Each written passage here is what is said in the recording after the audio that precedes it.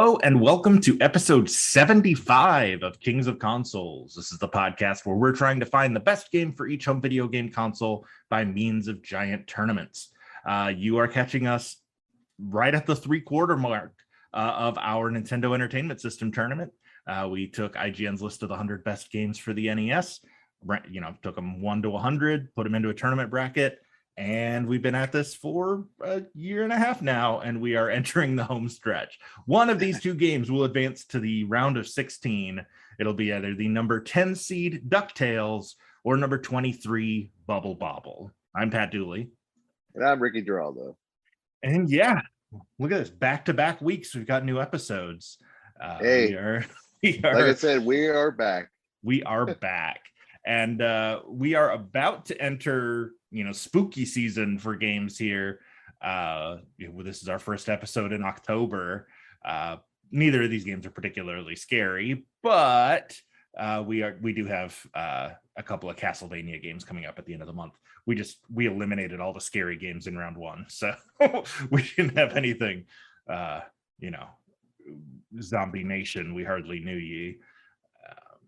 Right. No. I guess, yeah. We did Fester's Revenge. I guess you could count it. Let's see. What did we play last October? Demon's Sword was terrible and got eliminated. Ghosts and Goblins was bad, but made it to the second. Not bad, but made it to the second round, then lost to Final Fantasy. Gargoyles Quest 2 won, but then lost to Zelda. And Zombie Nation lost to Ninja Turtles 2. Maniac Mansion beat Little Nemo and then lost to Mega Man 2. So yeah, it's pretty much just the Castlevanias left as far as scary games. I guess there's scary elements to like Metroid, but yeah, it could get scary, and the music sometimes is like, ooh. Yeah. Like now Metroid games are legit scary, but not quite as much on the NES. Now the new one that's coming out, apparently you get chased during the whole game. Yeah, that's what I've heard. That there's just kind of something after you start to finish. So that's exciting. Speaking of exciting, our timing could not be better. This was a complete accident, but we are launching our episode with Bobble the same day that a new Bobble game launches. Yep. We are recording this a couple days in advance, so neither of us has had a chance to play Bobble for friends, but I'm excited for a new Bobble. Is it mobile? No, I think it's console. Let me see. Steam, PS4, and Switch. Interesting. And well, I assume, probably Xbox eventually, unless there's some licensing issue between Taito and Microsoft, but nothing I've heard about. But yeah, so let's talk about Bobble. It is a 1988 platformer developed by Taito, released in arcades in 1986, but then obviously ported to the NES in 88. It was designed by Fukio Mitsuji with music composed by Tadashi Kimijima. It had a first round bye in our tournament, then beat the Guardian Legend back in episode 42. Bubby and Bobby's girlfriends have been abducted by the evil Baron von Blubba, who then turns Bubby and Bobby into bubble dragons named Bob and Bob. Bob and Bob venture into the 100-level Cave of Monsters to rescue the girls. One of the first games to have multiple endings. If you complete it as one player, you get a message suggesting that you, quote, come here with your friend, which is honestly a little creepy sounding. Complete it with two players, the dragons are reunited with their girlfriends and everybody turns back to human. That also will unlock a code that reveals super mode, which is harder and faster and has its own ending, in which it's revealed that the final boss, a cloaked character named Super Drunk, is actually Bubby and Bobby's parents under the influence of an unrevealed menace, presumably the Baron. And defeating Super Drunk on super mode turns the dragons and their parents back to humans and reunites everybody with the girls as well. This game has spawned 21 sequels across 19 different platforms.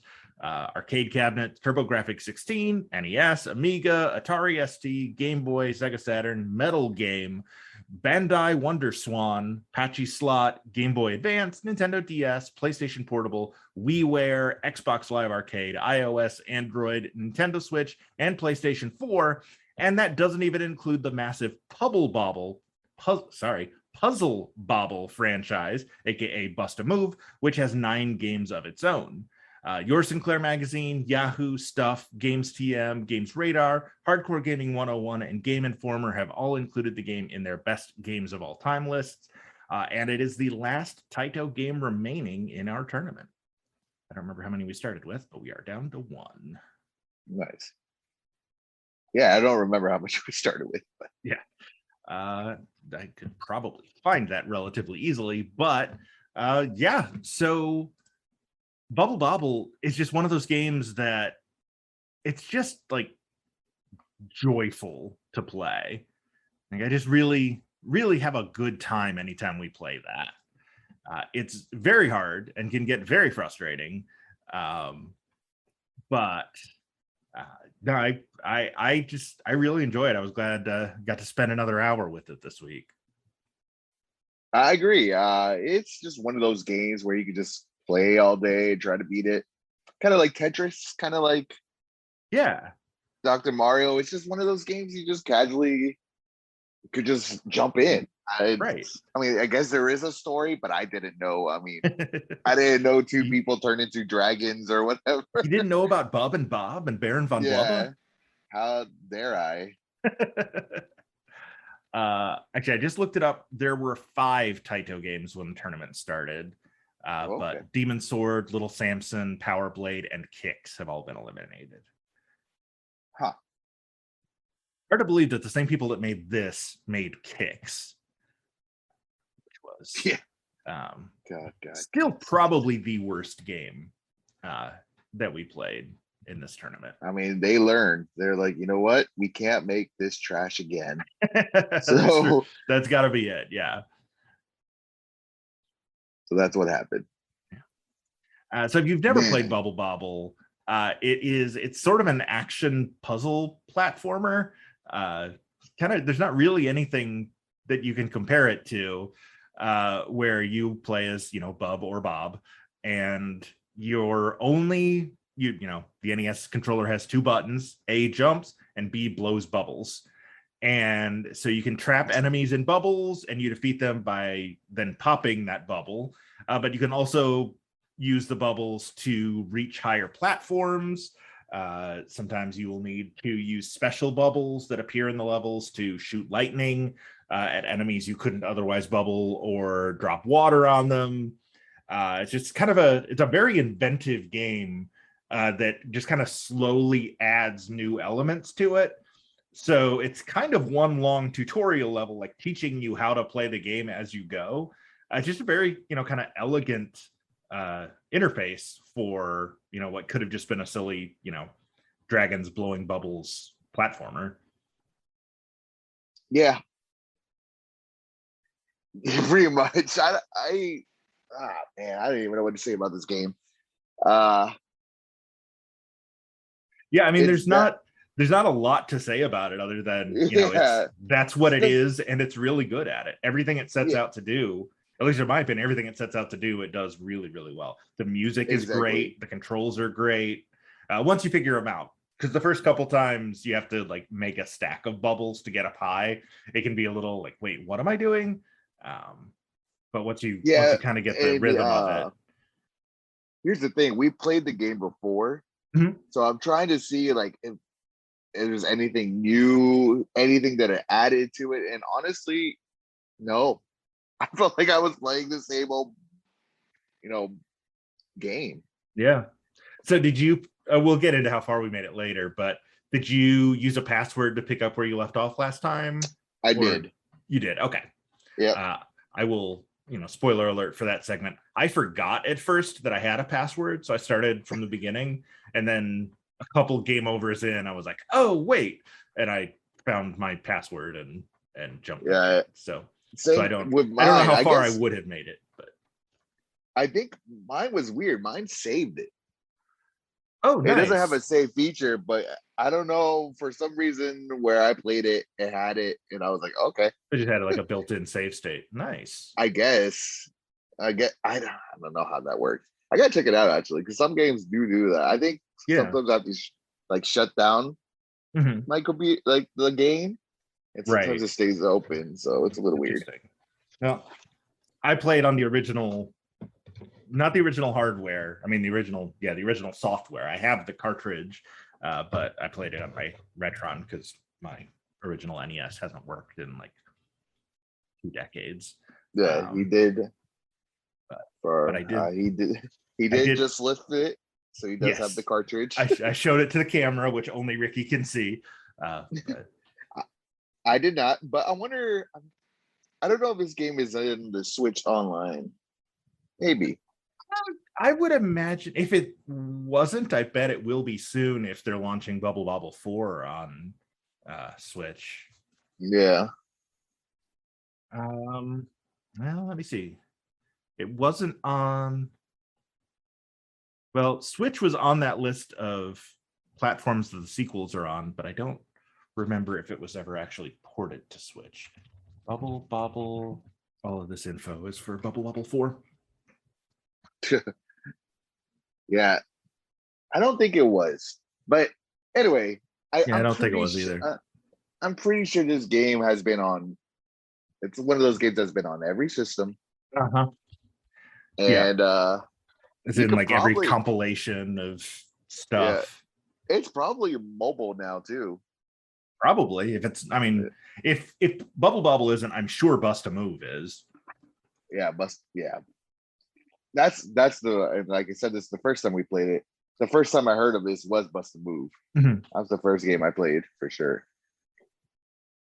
Yeah, I think that's been the kind of longest lasting, kind of legacy of this game is the puzzle bobble. Is I think everywhere but the States calls it. I think only we call it Bust a Move. Crazy. We just got to be different.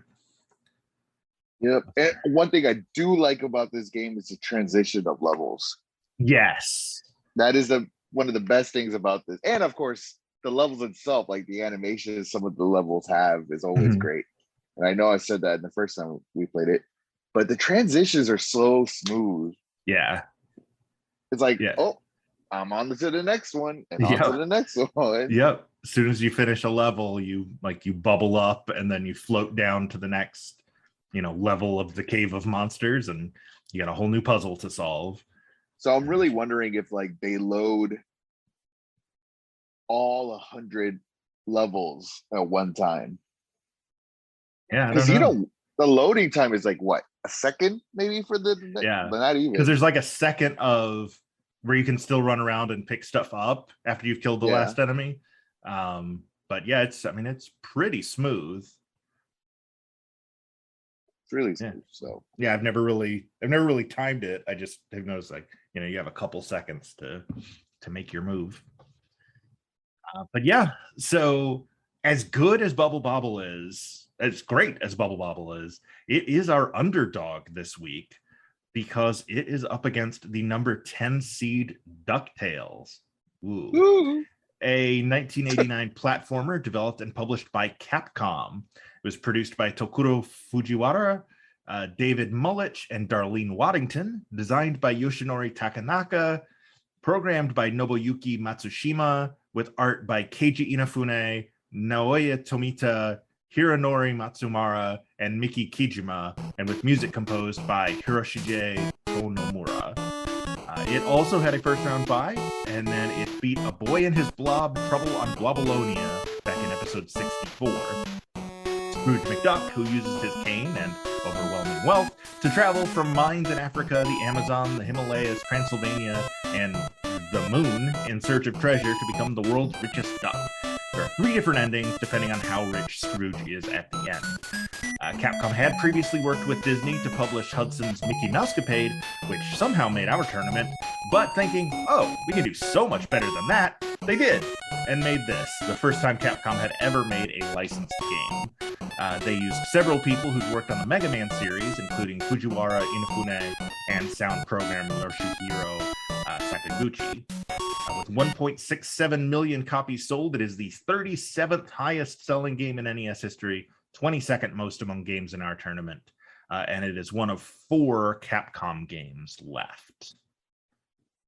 Man, Capcom hanging in there with Nintendo as far as the Capcom, man. Till this day, still one of my favorite publishers. So absolutely, absolutely, they rarely miss over at Capcom. So, what do you think about this game? I mean, it's still great. It's still an iconic platformer. It still holds up into that third hour. This one, unfortunately, I mean, I can't speak for the way you played it, but no save state, so I had to start from the beginning. So that it was a little frustrating, having made some progress over the course of 2 hours last time we played it, and then having to start from scratch this time. But it's really fun. It's got some fun kind of, it's kind of a Metroidvania in some ways. Way that especially in like Transylvania, where you're going in and out of mirrors and having to like double back to do a thing so you can get through the next one.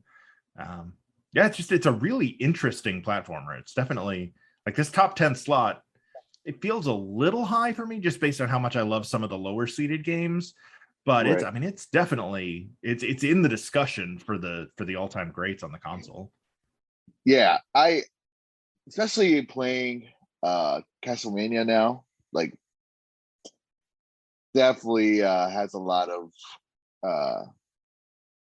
homages to Castlevania. Like I think Castlevania definitely was their inspiration for this game. For sure. And I just this game is really pretty. It's really good. It uses the series really well. Like Fester's Revenge again, but we said that in the first pod. It's a really solid game. Yeah, because you'll come across Launchpad flying around in his little helicopter that you can use to make long jumps. Like you jump up and grab the rope, and then you can swing across to another platform. Or he'll also just like take you back to to your base. And then Huey, Dewey, Louie, and the niece whose name I can never remember all show up at various times in the levels with hints or having been abducted, and you have to rescue them from the Beagle Gang. I can't remember what the villains in DuckTales were called. I don't remember either. It's been so long. But yeah, and to be fair, I watch Rescue Rangers a lot more, but same. I do need to watch the new DuckTales, but yeah, and next week we are going to play Rescue Rangers. Spoiler for later in the episode when we talk about what we're playing next week. But I mean, Capcom's partnership with Nintendo during this time frame was just, I joked earlier when I was talking about Mickey Mouse Capade, which was a Nintendo game, or sorry, Hudson made it using the Disney license, and then Capcom published it. But you can imagine the conversation that Capcom then had with Disney of like, hey, look, we're happy to do this for you, but can we try making our own with some of our homeboys that made Mega Man 2? Because I think you'll like what you see more than what Hudson did. And then they come out with DuckTales and Rescue Rangers like within the span of like 2 years of each other. And they're still among the best licensed games ever made, in my opinion. Yeah, definitely of the era. I was thinking about, I was like, man, Capcom has been in with Disney and Marvel and all these like Disney properties for so long. Like they have to have a great relationship to this day. Like they just have to.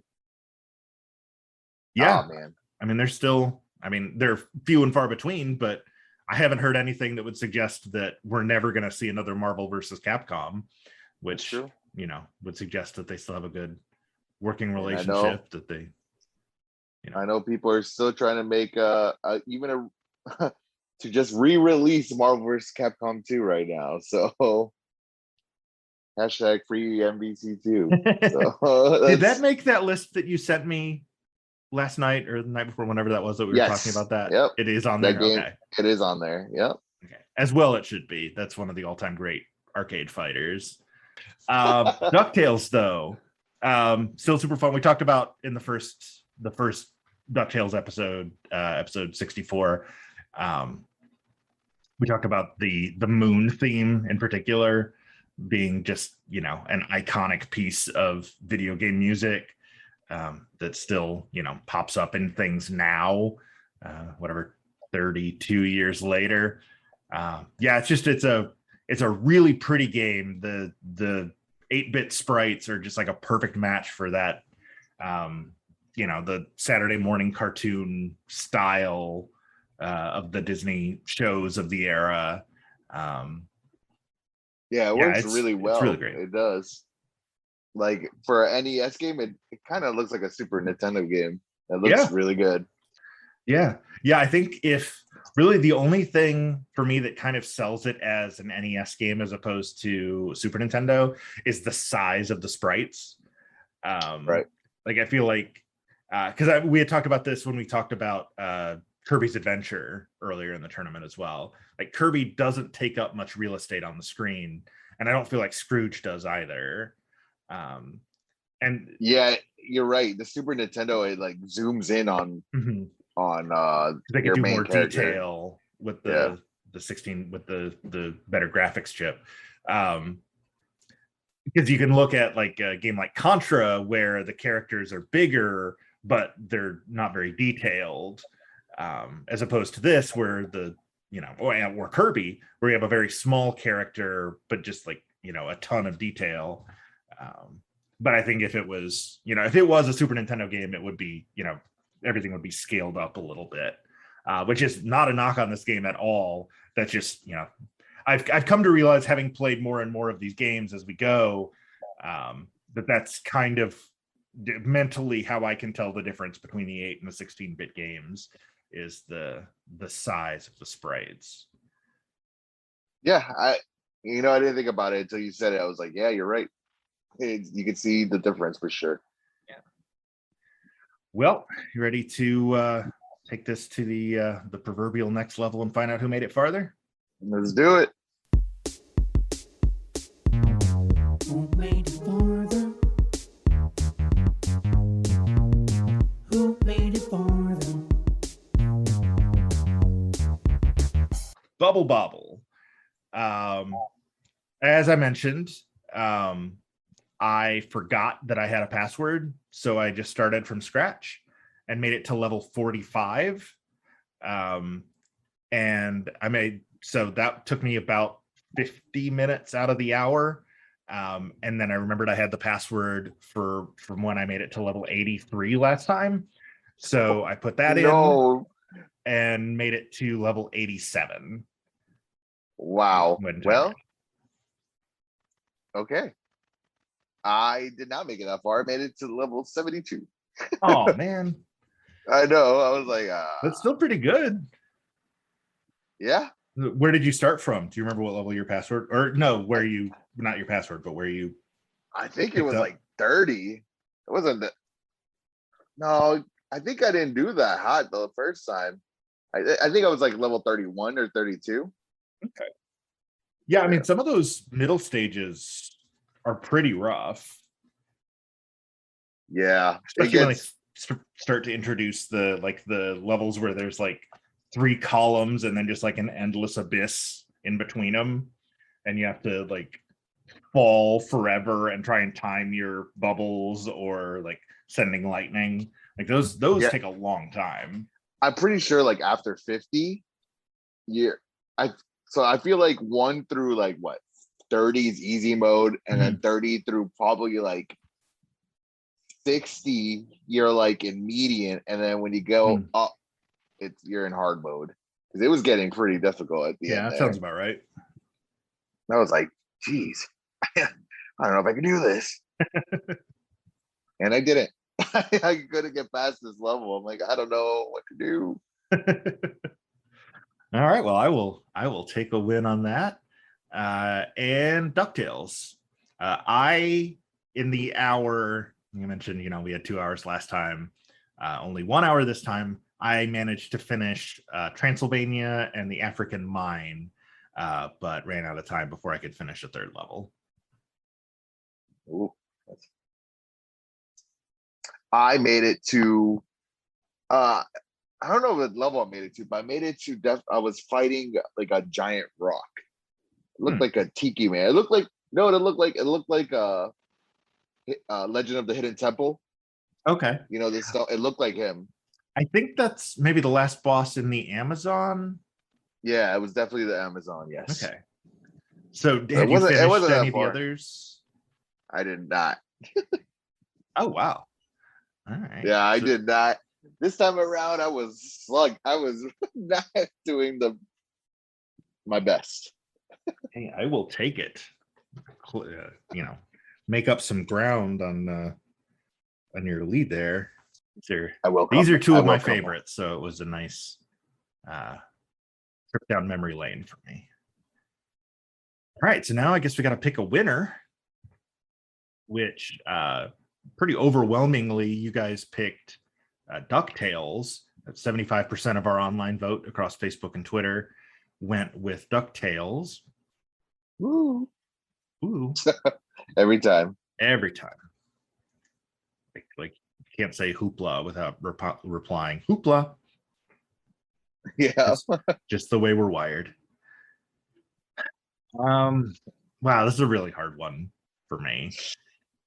I really liked both of these. Yeah, this one's hard.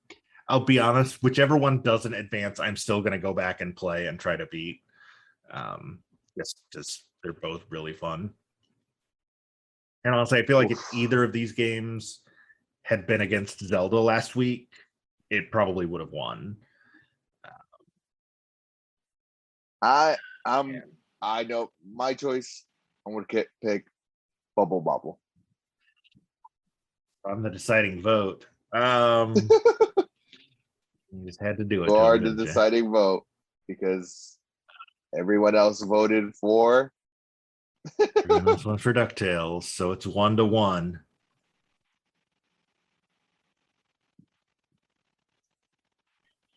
We are going to the round of 16, and I suspect that this should just be the best of the best going forward, right?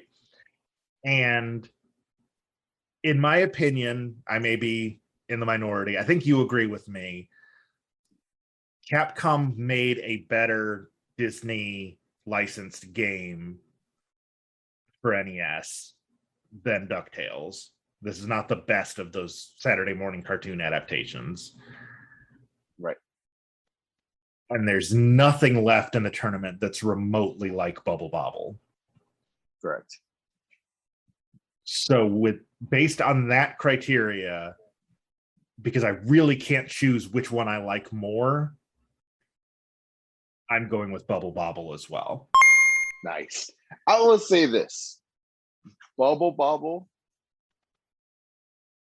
I think Bubble Bobble will be in someone's list of Hall of Fame. Yeah. It's just, it's just one of those classics. Even like everyone, I think if someone gets a picture of that dragon, people would know. Probably not Bubble Bobble, but definitely the other game. Yeah. They're iconic characters, Yeah, so from not even their own franchise. And I don't know, man. I think I legit do think the game is better than DuckTales. I think I had a better time playing it. Like we said, it's easy to pick up. Like we could if we didn't have the password system, we could start at number 1 and we'll be all right. Yeah. I played 45 levels before I realized that, exactly that I was replaying. I knew I was replaying. I had forgot there was passwords. So yeah, so that's what I think. I think it would just be better in general. Yeah. All right. Well, so now we know that Bubble Bobble will move on to face actually the winner of next week's episode, number 39 Dragon Warrior 4 against number 71 Chippendale Rescue Rangers. So Rescue Rangers wins. It'll be looking for revenge for its fallen duck counterparts. Rhino sent in his question of the week, which is ice cream bar companies have had a history of doing weird partnerships with different IPs. If you could do a novelty ice cream based off of one of the top 100 NES games, which would it be and what flavors? Which is one of those that I feel like I probably should have thought about before recording this, but I also think this is the first time you're hearing the question. So I didn't want to come in with an unfair advantage. What was that? I'm like, yep, it sure was. This is hard. It's really hard. I'm trying to think of I mean, you could do like a Boy and His Blob and just have like popsicles flavored for each of the jelly beans. Yeah. I mean, that's kind of cheating though. That is kind of cheating. Could you do like a pizza flavored popsicle for Ninja Turtles? Yeah. I mean, that would be gross, but so Boy and His Blob, yeah, you can have, a blob.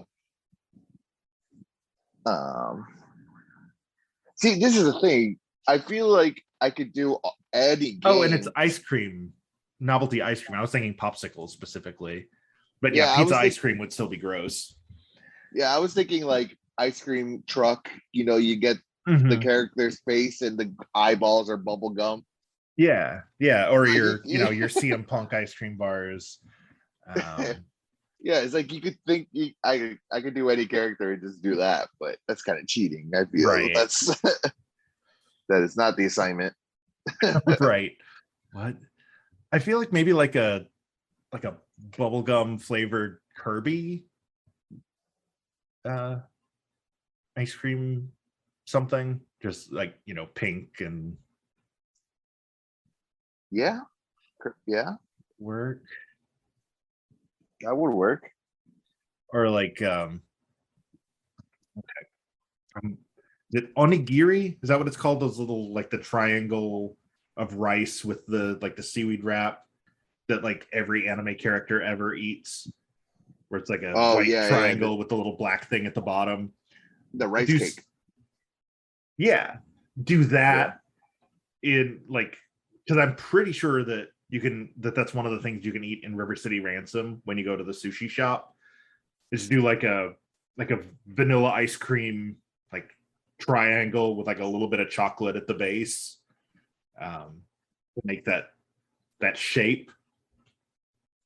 That'd be cool. Or like here's another one. Oh my god, Castlevania, you do like a vampire strawberry like ice cream that has like maybe, I don't know, jelly in the middle or something. Yeah, so like you dig into it and like blood comes out. Yeah, that'd be cool. Yeah, this is a hard question, man. It's it so really many is. things. This is why we're not into sorry, go ahead. This is why we're not in marketing. That's right. That's right. Yeah, I'm trying to think of like notable foods from other games, but most games it's like, like Wizards and Warriors and Iron Sword, it's like the giant turkey legs or whatever that you eat. You definitely don't want that. I mean, you could do like a soda flavored ice cream for like Star Tropics, because everything's cola in that. That's true. Bubble gum ice cream. I don't know why I'm stuck on bubble gum, but I guess because I just watched Free Guy the other day and there's a whole plot point about bubblegum ice cream. No, and also because at one point all these ice creams had bubblegum in it. Yeah. I like bubblegum ice cream. It's very sweet, but it's good. Yeah, who didn't have, an ice cream truck, the face of Sonic with the eyeballs being right? Yeah. Like, or SpongeBob now, but I remember I had Power Rangers, I had I think Mario was a one. Yeah, so lots of options. Great question, Ryan. Good question. You got to stomp. Yeah. I was like, I don't know. So how about that Mario movie casting, huh? Before we wrap it up, that's kind of the big quote unquote gaming news of the week. Jeez. So I will say, I think casting Jack Black as Bowser is a stroke of genius. That was pretty great. I think he will be excellent. I think Charlie Day is going to be really good as Luigi. Like he just has like Luigi energy. I think I can't picture what a Keegan-Michael Key Toad is like, but it's Keegan-Michael Key, so I trust that it's going to be hilarious. I like Anya Taylor-Joy, but I don't know that she has like a super distinctive voice. And Yeah, that's then there's Mario. oh, that's so great. Listen, this is what I'm going to say. I know the world right now is really, really against Chris Pratt. Like, just because his beliefs and everything else. But I think it might be okay. I know it's just weird that he's Mario. I know. Yeah, I don't like him for all the reasons you mentioned, but yeah, I just don't see like, because is he gonna do like Bob Hoskins style Italian plumber voice? Is he gonna do a Charles Martinet woohoo voice? Or is he just going to be like Chris Pratt, like he was in the Lego movie? Because if that's the case, like that's no. I think Mario. I think he's gonna be like Star-Lord or whatever. But I bet you he's gonna have the woohoo and the oopsie daisy or whatever. Because I know Charles Martinet's in it. He's on the cast list. So maybe I don't know. Maybe there's going to be some kind of like weird like Elseworlds thing where like Chris Pratt's Mario is going to meet video game Mario. Like, dude, why do you talk like that? Woohoo! Yeah, I don't know. I would say I'll reserve judgment till I see it, but I'm judging it. But I mean, I'll still see it. It's a Mario movie. It's yeah, we're gonna see it, and come on, Seth. What's his name? Seth Rogen. Seth Rogen as Donkey DK. Kong. Yeah, yeah. Is DK I like that gonna too. be high? Like, is he gonna?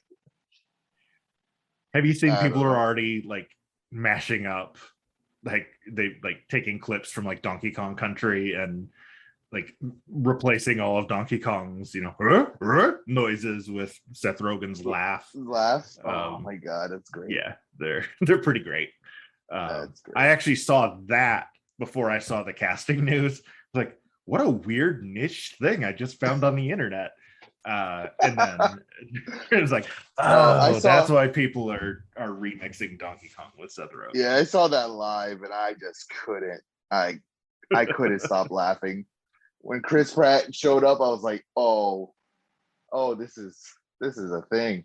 Yeah. Right. And then they ended it with Seth Rogen and I just lost it. Yeah, we'll see. Miyamoto's involved, isn't he? Or he's at least a producer. Yeah, he is involved. I'm sure he loves the casting. Like I said, I'm sure it's gonna be funny. That's yeah, that's true. It'll be fun. It's just weird to me. Yeah, it's just weird that Chris Pratt is, especially since they're like DreamWorks works so closely with Universal, and Universal is building like Nintendo parks. Yep. That like sorry that all the Mario things gonna just sound like Chris Pratt now, or are they gonna keep it more to the games? Is Mario in the games gonna start to sound more like Chris Pratt? It's true. I don't know. It's a very odd choice. Valid questions that you're. That's more my concern with the Pratt casting. Well, maybe they want to get away from the stereotype. Maybe they want to maybe they want to like, okay, but why does Mario have to sound? I mean, we get it. He's an Italian plumber. Like, yes, but yeah, you know, he had to for N64 because the sound chip was so limited that you couldn't have a lot of dialogue. You could get, you know, woohoo, and thank you so much for playing my game. I don't remember how he sounded in the cartoon. In the cartoon, he was voiced by Captain Lou Albano. Oh wow! So he had like a gruff Brooklyn accent. Hey, Luigi. See, that's we gotta go save the princess. That's great. So Chris Pratt doesn't sound like either of those. Yeah, no, but so we'll see. Soon, you know what? These are going to be a different kids Mario, and Chris Pratt's going to be the only Mario these kids know. Yeah, because like a lot of people, I mean, this movie, like I know we all know Mario is one of the most famous, if not the most famous video game character of all time. Yeah. But this live action movie is probably going to boost that even more. Well, and it's not live action. It's animated. Oh yeah, it's CG. Yeah, it's animated. It's Illumination, the same people that do like Despicable Me and right. The Penguins, the Madagascar movies. Which I think it's the right call. I don't think a live action definitely works. 100%. Yeah, I don't think it does. I mean, they tried it. They did try it. It did not try it with Bob Hoskins and John Leguizamo, and it was not good, which explains why Nintendo has not made a second Mario Brothers movie until now. So they're very protective of their characters. Like, it's really hard to get a Nintendo license to do stuff. Like, you know, was it Philips that made those, like, the really bad animated games, the Mario and Zelda ones that were just awful, and then that was the last time anybody other than Nintendo got to make a Nintendo game. Because they're which is funny because I have like comics of that Zelda series, but it doesn't make any sense. Like I actually found them the other day, and it's like, what? Oh, nice. There's like a guy that looks like Gaston. It's so weird. I'm guessing that issue came out somewhere around 1991 or 92. Yeah, I think so. When Beauty and the Beast was hot. Yeah, it was just weird. But yeah, that's the pod. Yeah. So to recap, Bubble Bobble wins. We'll face the winner of next week's matchup between Dragon Warrior 4 and Rescue Rangers. So make sure to check out that episode next Thursday when it comes out. And then we'll start to, I guess Dragon Warrior is a little spooky. Dragons are spooky, and there's like caves and monsters and stuff.